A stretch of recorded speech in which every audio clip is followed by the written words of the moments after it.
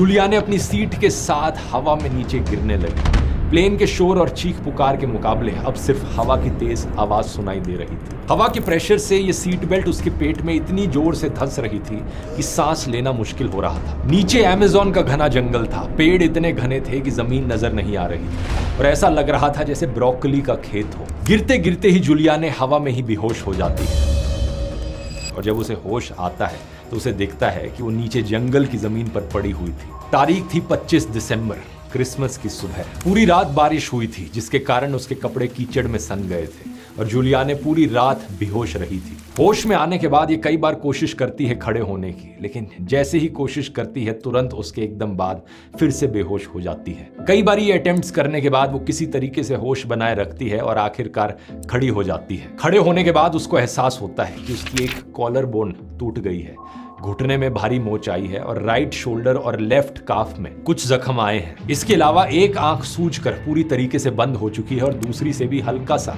एक लाइन जितना ही नजर आ रहा है। पहले से ही जूलियाने की नजर कमजोर थी और अब इसका चश्मा भी खो गया था। एक सैंडल भी गायब था और उसे कॉन्कशन भी था। लेकिन एक सवाल जो आपके मन में यहाँ उठ रहा होगा, आखिर इतनी ऊंचाई से गिरने के बाद ये जिंदा कैसे बची रही? 3 मिरेकलस चीजें हैं दोस्तों जिसकी वजह से इसकी जान बची। पहला, तूफान के नीचे से ऊपर की तरफ चलने वाली तेज हवाएं जिन्हें अपड्राफ्ट्स कहा जाता है। जमीन से आसमान की तरफ हवा बह रही थी तूफान की वजह से। इसकी वजह से कोई भी चीज जो गिरती वो ऊपर की तरफ पुश हो जाती। इन हवाओं ने जूलियाने की गिरने की रफ्तार को धीमा कर दिया। दूसरा, गिरते वक्त इसकी सीट्स की रोज बहुत तेजी से घूम रही थी। इतनी तेजी से गोल गोल घूमने लगी कि हेलीकॉप्टर के पंखों की तरह काम करने लगी। इस वजह से गिरने की स्पीड और कम हो गई। और तीसरा, अमेज़न जंगल के घने पेड़ों के घने पत्तों ने और वहां मौजूद जंगल की बेलों ने एक जाल सा बना लिया था जो एक गद्दे की तरह एक्ट किया। इसकी वजह से जब वो गिरी तो जमीन पर सीधे टक्कर लगने से बच गई।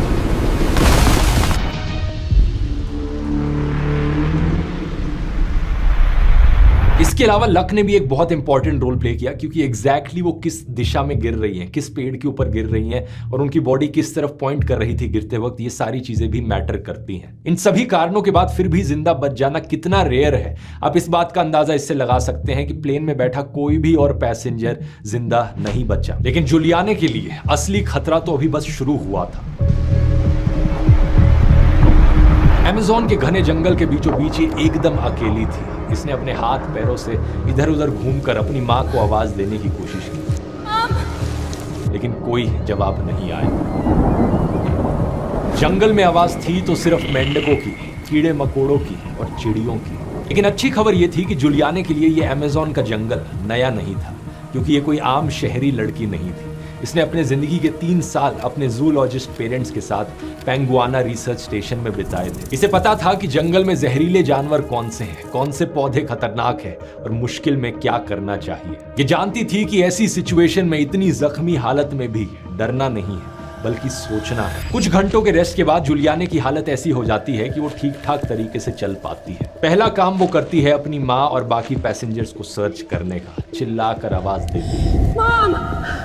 Where are you, Mom? लेकिन कोई जवाब नहीं मिलता। समय समय पर उसे आसमान में उड़ते हुए रेस्क्यू हेलीकॉप्टर्स की भी आवाज सुनाई देती, लेकिन जंगल इतना घना था कि रेस्क्यू हेलीकॉप्टर्स के लिए उसे ढूंढ पाना इम्पॉसिबल था। उसे एहसास होता है कि वो यहाँ पर अकेली है। अब जो कुछ करना है अकेले ही करना पड़ेगा। जिंदा रहने के लिए 2 सबसे इमीडिएट नीड्स हैं, पानी और खाना। यहाँ पर वो अपने प्रेजेंस ऑफ माइंड का इस्तेमाल करती है। जो पत्तों पर जमी वाटर ड्रॉप्स थी उन्हें वो चाट कर अपनी प्यास बुझाती है। इसके बाद वो अपने आसपास खाना ढूंढना शुरू करती है। यहाँ पर बहुत से लोगों को एक मिसकंसेप्शन है कि ऐसे घने रेन फॉरेस्ट में तो बहुत सारी खाने लायक चीजें उगती होंगी, लेकिन ये बात एक्चुअली में सच नहीं है दोस्तों, क्योंकि अमेज़न का जंगल इतना घना है कि यहाँ सनलाइट नीचे तक पहुंच नहीं पाती। तो यहाँ की जमीन पर ज्यादा चीजें उगती नहीं है। सिर्फ 20 मीटर की ऊंचाई पर पाम फ्रूट्स उगते हैं, लेकिन वहां तक पहुंचने के लिए ऊपर पेड़ों पर चढ़ना पड़ेगा जो बहुत रिस्की हो सकता है। सबसे पहले जूलियाने को मशरूम्स दिखाई देते हैं, लेकिन उसे शक हुआ कि ये जहरीले हो सकते हैं, तो उसने उन्हें छुआ तक नहीं। उसके बाद उसे इटालियन फ्रूट केक्स का एक बक्सा मिलता है जो प्लेन से ही गिरा था, लेकिन रात भर बारिश की वजह से अब खाने लायक बचा नहीं था। फिर थोड़ी दूर चलने के बाद प्लेन से ही गिरा हुआ एक कैंडीज का पैकेट मिलता है। इसमें सिर्फ 30 कैंडीज थी। वो सोचती है कि पता नहीं कितने दिन तक मुझे सिर्फ इन कैंडीज पर ही गुजारा चलाना पड़े, तो हर दिन वो सिर्फ कुछ गिनी चुनी कैंडीज ही खाने का डिसाइड करती है। इसके हाथ में एक घड़ी भी थी जो उसकी दादी ने गिफ्ट दी थी। अब अगला फैसला बहुत मुश्किल था। जूलियाने को पता था कि अगर उसे सरवाइव करना है तो उसे चलते रहना होगा जब तक उसे कोई इंसानी बस्ती नहीं दिखाई दे जाती। लेकिन उसे समझ नहीं आ रहा था कि किस दिशा में चला जाए। वो कुछ घंटे तक क्रैश साइट के आसपास ही भटकती रहती है। फिर उसे अचानक से एक आवाज सुनाई देती है, पानी टपकने की। और चलती रही, खाने को कुछ नया भी नहीं मिला। तीसरे दिन जूलियाने को प्लेन क्रैश की रैकेज का पहला टुकड़ा मिलता है। ये एक टरबाइन था जो एक साइड से पूरी तरीके से काला हो चुका था। अभी भी उसे दिन में 1-2 बार रेस्क्यू प्लेन्स की आवाज सुनाई दे रही थी, लेकिन वो हेल्पलेस थी। कोई भी तरीका नहीं था उनकी तरफ इशारा करने का। ये तीसरा दिन जैसे जैसे शाम में बदलता है, उसकी घड़ी भी काम करना बंद कर देती है। चौथा दिन उसे कुछ किंग वल्चर्स दिखाई दिए। ये लाशों को खाने के लिए जाने जाते हैं। जूलियाने समझ गई थी कि इसके आसपास कोई लाश होगी। थोड़ा सा आगे बढ़ने पर ही इसे प्लेन की सीट्स की एक रोज दिखाई दी, जिसमें 3 लोग अभी भी अपनी सीट बेल्ट से बंधे हुए थे। ये लोग सिर के बल इतनी तेजी से नीचे जमीन पर गिरे थे कि इनके सिर 3 फीट जमीन के अंदर धंस गए थे और इनके पैर ऊपर की तरफ थे। ये एक बहुत ही डरावना सीन था। कुछ पल के लिए जूलियाने ये देखकर पैरालाइज्ड हो गई। इन 3 में से एक महिला भी थी। जूलियाने को डर लगने लगा कि कहीं ये उसकी मां तो नहीं थी। धीरे धीरे उसने आगे कदम बढ़ाए और एक डंडा उठाकर लाश के पैरों को देखने की कोशिश करी। जैसे ही वो थोड़ी करीब आई तो उसे दिखाई दिया कि नाखूनों पर नेल पॉलिश लगी थी। ये देखकर उसे थोड़ा सा रिलीफ महसूस हुआ, क्योंकि उसकी माँ नेल पॉलिश नहीं लगाती थी। जूलियाने ने आसपास देखा कि कहीं और कोई बॉडी या कोई इंजर्ड पैसेंजर तो नहीं, लेकिन मेटल के टुकड़ों के अलावा वहां कुछ भी और नहीं था। उसने फिर से आगे बढ़ना शुरू कर दिया। पानी के किनारे किनारे आगे बढ़ती रही। ऐसे ही करके दोस्तों दिन बीतते रहे। उसे कुछ भी और खाने को नहीं मिला। उसका सेंस ऑफ टाइम भी खत्म होने लगा था। पता नहीं क्या टाइम हो रहा हो, पता नहीं कौन सा दिन है। सारे दिन एक जैसे लगते और सारी रातें एक जैसी। वो मानसिक रूप से इतनी कमजोर हो चुकी थी कि अब उसे ये भी याद नहीं था कि जंगल में घूमते हुए कौन सा दिन हो गया था। जूलियाने अपने मन में सिर्फ एक ही चीज दोहराए जा रही थी कि पानी को फॉलो करते रहना है, पानी को फॉलो करते रहना है। धीरे धीरे छोटी सी जो स्ट्रीम चल रही थी पानी की, ये एक बड़ी स्ट्रीम में बदल गई और ये बड़ी स्ट्रीम एक छोटी नदी में बदल गई। लेकिन इतने दिनों बाद अब उसकी भूख बिल्कुल अनबेरेबल बन चुकी थी। उसके पास जितनी भी कैंडीज थी वो सारी खत्म हो गई थी। उसने पाम ट्रीज के स्टेम्स के अंदर का हिस्सा खाने की सोची, लेकिन उसके पास कोई चाकू या कोई भी नोकीला हथियार नहीं था जिससे वो ये कर सकती थी। ना ही इसके पास मछलियों को पकड़ने के लिए कुछ था और ना ही रूट्स को बॉईल करके खाने का कोई सिस्टम। खाने की जगह उसने बस नदी का पानी पीकर काम चलाने की सोची। इस पानी में मौजूद मिनरल्स की वजह से कुछ देर तक तो पेट भरा हुआ महसूस होता, लेकिन उसके बाद फिर से भूख लगनी शुरू हो जाती। धीरे धीरे वो बहुत कमजोर और निराश होती जा रही थी। उसे पता नहीं था कि इस तरीके से वो जंगल में और कितने दिन तक सरवाइव कर पाएगी। छठे दिन जूलियाने को एक चिड़िया की आवाज सुनाई देती है और ये सुनते ही उसे अचानक से जोश आ जाता है। इस आवाज को सुनकर वो तेजी से चलने लगती है। असल में ये एक होट्जिन बर्ड की आवाज थी जो उसने पहले भी सुनी हुई थी। उसे पता था कि ये चिड़िया किसी बड़ी नदी के पास खुले पानी के नजदीक ही अपने घोंसले को बनाती है। इसका मतलब था कि एक बड़ी नदी अब बहुत नजदीक थी और जैसे ही वो कुछ कदम और आगे चली, उसे दिखा कि उसकी स्ट्रीम अब आगे जाकर एक नदी में मिल रही है। लेकिन इस बड़ी नदी के किनारे पहुंच पाना बड़ा मुश्किल था, क्योंकि स्ट्रीम का मुंह लकड़ी के टुकड़ों और मोटी झाड़ियों से बंद था और यहाँ से जूलियाने का क्रॉस कर पाना नामुमकिन था। इसलिए वो वापस उल्टा मुड़ती है और जंगल में घूमकर इस बैरियर को क्रॉस करती है। इसमें कई घंटों का समय लग गया, लेकिन आखिरकार अब वो एक बड़ी नदी तक पहुंच गई थी। ये लगभग 30 फीट चौड़ी नदी थी। जंगल में इतने दिन चलने के बाद जूलियाने को पहली बार एक साफ खुला आसमान दिखाई दिया, लेकिन यहां दूर दूर तक कोई इंसान अभी भी नहीं था। बहुत देर से उसे रेस्क्यू प्लेन्स की आवाज सुनाई दे रही थी, लेकिन वो आवाज बहुत दूर से आ रही थी। लेकिन कुछ आधे एक घंटे में एक प्लेन बड़ी ही नजदीक आ जाता है। सीधा प्लेन उसके ऊपर से गुजरने लगता है।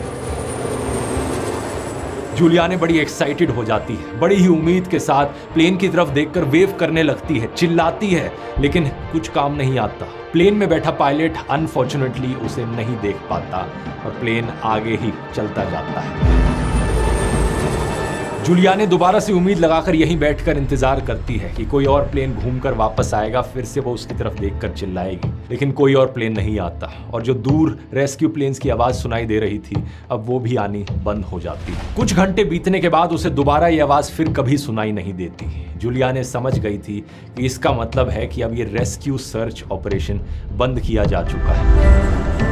एक बार फिर से जूलियाने की हिम्मत टूटने लगती है। अभी तक उसका टारगेट रहा था कि किसी तरीके से नदी तक पहुंचना है, लेकिन नदी पर पहुंचने के बाद अब उसे एहसास होता है अपने अकेलेपन का। हजारों किलोमीटर दूर तक ये जंगल अनइनहैबिटेड है, कोई और इंसान उसे बचाने आने वाला नहीं है। उसे लगने लगा कि उसके जिंदा रहने के चांसेस यहाँ पर जीरो हैं। वो गिव अप करने ही वाली थी कि तभी उसे अपने पापा के द्वारा बताई गई एक बात याद आती है, जहाँ नदी है वहाँ लोग भी होंगे। जूलियाने इस बात को याद करके खुद को मोटिवेट करती है कि कभी ना कभी तो वो लोगों के पास पहुंच ही जाएगी अगर नदी के किनारे चलती रही तो इसे एक आखिरी उम्मीद के साथ वो आगे चलती रहती है।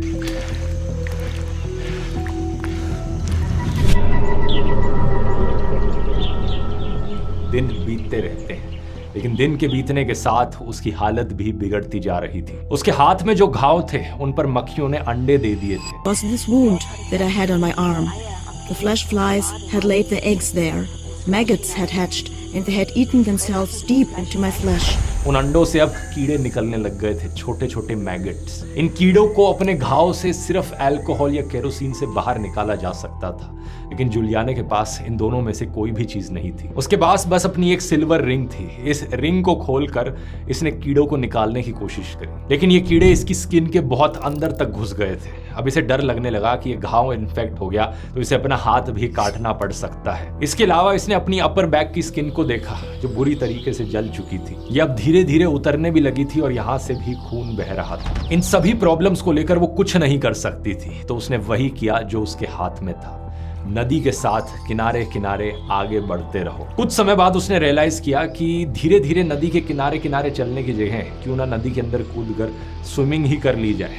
तो वो नदी के अंदर कूद जाती है और नदी के बहाव के साथ पानी में बहती चली जाती है। घंटों तक नदी में बहने के बाद उसे किसी घर की छत दिखाई देती है और कुछ देर बाद उसे मुर्गी की आवाज सुनाई देती है, लेकिन ये दोनों ही चीजें सच नहीं थी दोस्तों।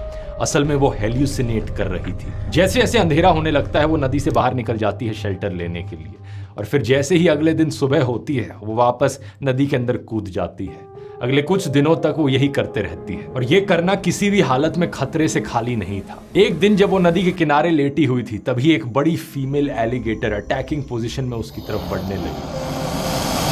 यहाँ एक बार फिर जंगल को लेकर जूलियाने की नॉलेज काम आई। उसे पता था कि इस टाइप के एलिगेटर्स पानी में अटैक नहीं करते, तो वो सीधा पानी में चली गई और फ्लो के साथ दोबारा बहने लगी। कई दिन तक ये चीज बार बार करने के बाद वो ठंडे पानी की वजह से और कमजोर हो चुकी थी। खाना अभी भी एक बड़ी प्रॉब्लम थी। उसने मेंढकों को पकड़कर खाने की कोशिश की, लेकिन अब तक वो इतनी कमजोर हो चुकी थी कि उसे मेंढक भी नहीं पकड़ा गया। नदी के किनारे चलते चलते उसे बाद में हिरण जैसे कई तरह के जानवर भी मिले और ये बिल्कुल भी एक अच्छा साइन नहीं था।